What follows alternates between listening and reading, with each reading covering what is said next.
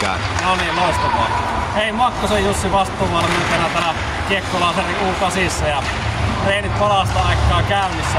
Ensimmäinen vuosi pelaajilla tämmöisessä joukkueen muodossa, että kiekkokoulussa ollaan harjoiteltu ja nyt ollaan sitten virallisesti laserin alla. Ja into on kyllä paljon, että vähän reilu kuukausi ollaan touhuttu ja hirveästi on kyllä saanut toiminteita laittaa pystyyn, että joukkueen johtajilla on hiki hatussa ja huoltajilla ehtiä teriä ja muuta, mutta kyllä se tästä lähtee liikenteeseen ja oikeastaan se mikä on ollut parasta tähän mennessä niin on se, että pelaajilla on pirun hauskaa ja myöskin taustajoukoissa, että hyvin on lähtenyt toiminta käyntiin ja jos pitäisi varovainen arvio sanoa, niin tästä puukosta tulee 2 NHL-pelaajaa, mutta niitä nimiä voidaan katsoa sitten myöhemmin.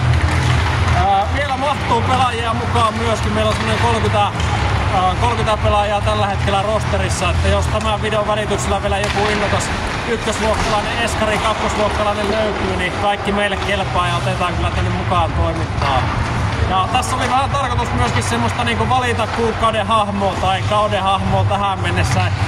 Aika hankala, kun siellä on niin monta velikultaa ja monta hyvää tarinaa jo syntynyt, mutta yksi semmonen kaveri, joka on tosi paljon kehittynyt, tuli kesällä mukaan ja ehkä vähän vielä uuteen porukkaan ja etti sitä, että uskalsiko avata suutaan ja miten päin täällä pitää olla ja ei ehkä ollut pelivälineetkään niin tuttuja.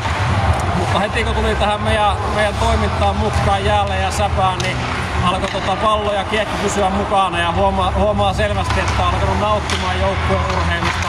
Ja myöskin pakko mainita yksi omatoimisimmista ja nopeimmista pukijoista ja riisuoista varusteiden osalta, että ei kaipaa myös hirveästi huollon ja valmennuksen myöskään opastusta.